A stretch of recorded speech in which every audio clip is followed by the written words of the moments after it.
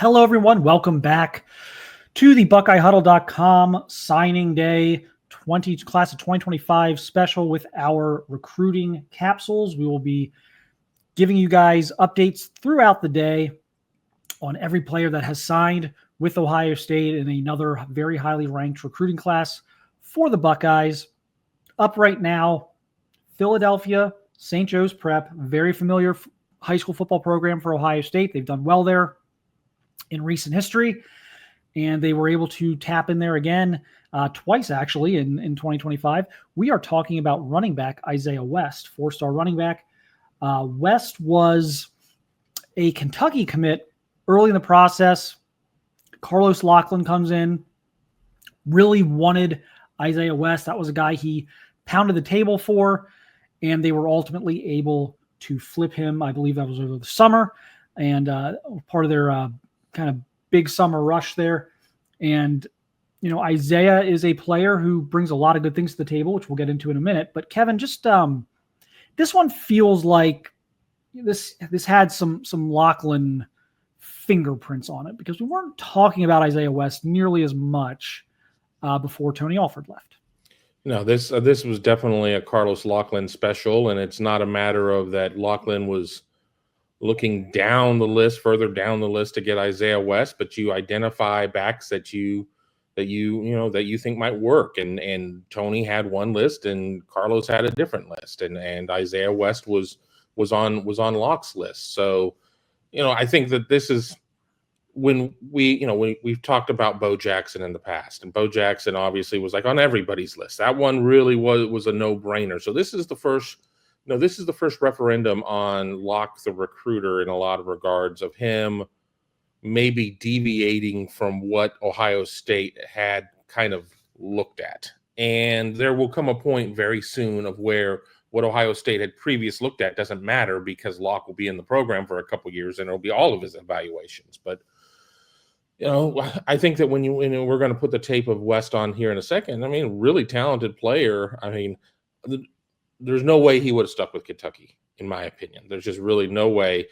Somebody, if it wasn't going to be Ohio State, it was going to be somebody else. But a big pickup, and I'm really interested to see in a class that has Bo Jackson as well. I don't know what order these kids are signing in, so I may be getting ahead of myself. But I'll be curious to see what the 1-2 punch looks like of these two guys.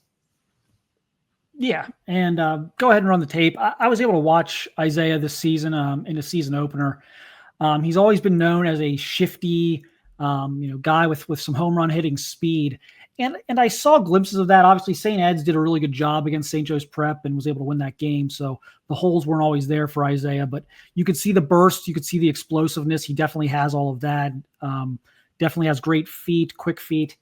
But what I was kind of impressed with in the St. Ed's game, in one hand, the game I went to, and this is from the St. Ed's game, by the way. Here he is catching a screen pass and scoring a touchdown. But on one hand, that game wasn't maybe the best game you could have picked from like a highlights perspective. But what it showed me was that, okay, yes, he's amazing in space. He catches the ball well. He can make guys miss. He can take it to the house. But what happens when the offensive line isn't, maybe opening up these gaping holes and things are a little tougher? Can he put his head down and can he maximize his yardage? And that's what I saw against St. Ed's. There were plenty of runs that were only 3, 4, 5 yards where he was getting contact right at or near the line of scrimmage. And he was able to get his pads down. He was able to kind of use that leg drive and pick up that, extra yard or two. And again, what I kind of call maximizing his runs, maximizing his yardage. And I thought he did a great job of that against St. Ed's. And then you're able to take that and be like, okay, now what happens when the holes are there? And then you can see on the film we're showing you guys on YouTube, you can see if you give him a seam, he's going to go. And oh, by the way, he's really good out of the backfield. He can catch the ball. He could line him up in the slot. There's a lot of things you can do with him. He is an offensive weapon. And quite frankly, I think a very good compliment to Bo Jackson in that Bo's a little bit bigger, a little bit more physical, but they can both catch the ball.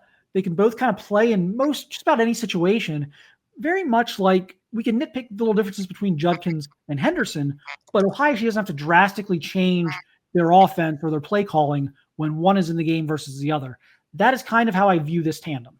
Very complementary pieces. And that's the thing. And we saw the tail end of the video. And if you're listening to us on your favorite podcasting platform, be sure to check us out at youtube.com/BuckeyeHuddle. We do, in these types of videos, do run a couple minutes of highlights, so you have a better idea of what we're talking about. So check us out there. But yeah, you saw times where West was lining up and they emptied out the backfield and he was out there, outside the numbers, and he was still a solid receiver. So there is something to be said about, thunder and lightning and having, some differences between your guys. But when you don't have to have this complete, rebuild of, we can run pages 1, 2, and 6 with this guy, and we can run 2, 3, and 5 with this other guy.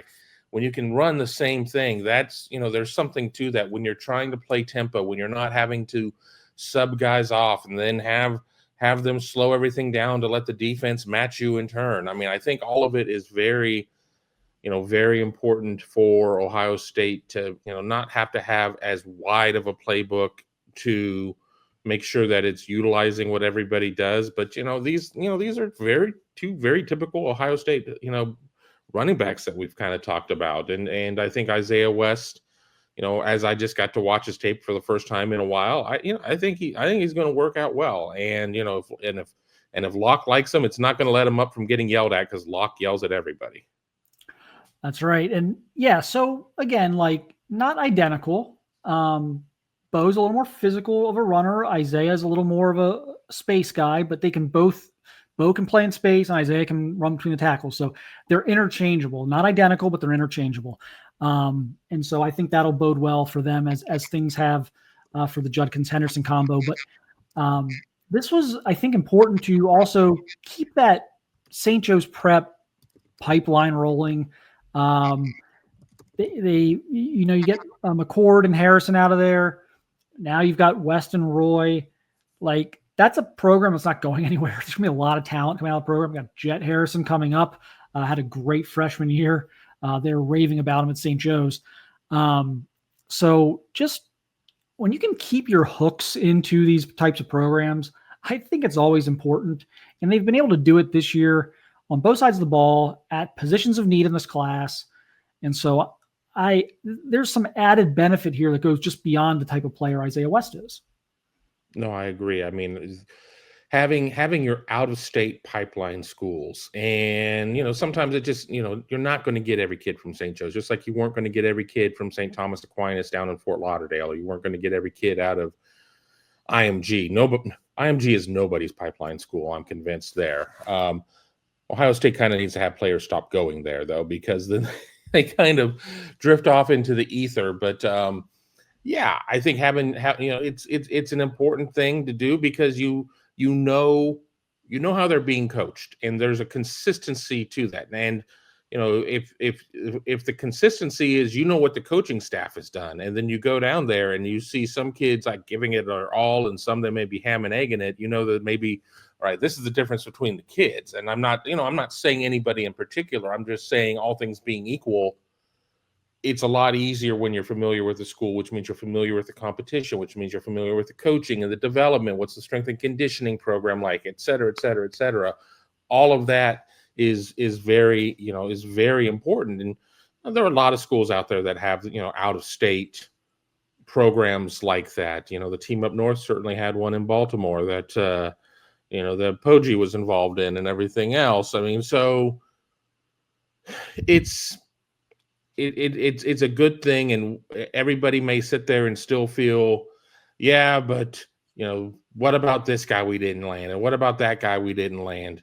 If Isaiah West, and I'll probably tell the story in multiple capsules because there's only so many words to say. If Isaiah West was committing today, people would be over the moon about it. But because he didn't commit today, kind of forgotten about, and that's just kind of what happens. Yeah, and I think the other thing to your point about the pipelines is there's a trust that develops between the high school coaches and the coaches at Ohio State. And so obviously the ultimate example of this was Glenville with Jim Tressel, where if Jim Tressel called Ted Ginn Sr. and said, should we offer this kid, he would get an honest assessment of that player from Ted Ginn Sr. And there's years of trust there built up. Well, now you're getting similar things with these other programs. It's like you can call the guys at St. Joe's and be like, is this a guy we want in our program? And there's like proof of concept there. There's proof of performance from guys who have come out of there, the guys they vouched for, etc. You have this history there, and you're able to make you're able to make better recruiting decisions, essentially. So, because they're not going to place a guy somewhere and say, "Oh yeah, he's good," knowing that he's not, that he's not a good fit or whatever. It doesn't help anybody. No, it doesn't help Ohio State. It doesn't help the kid, and it doesn't help your reputation with the college coaches as a high school coach when you do that.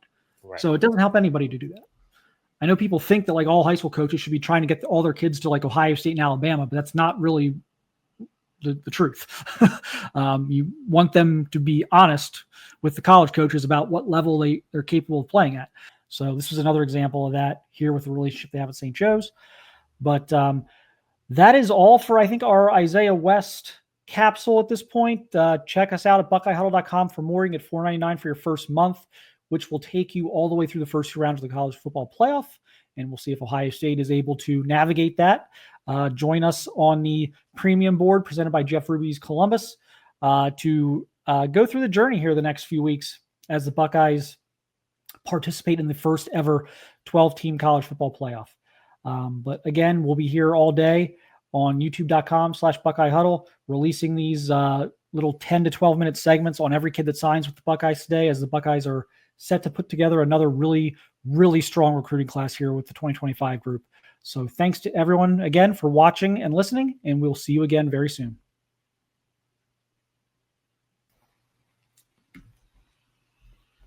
All right, 3, 2, 1.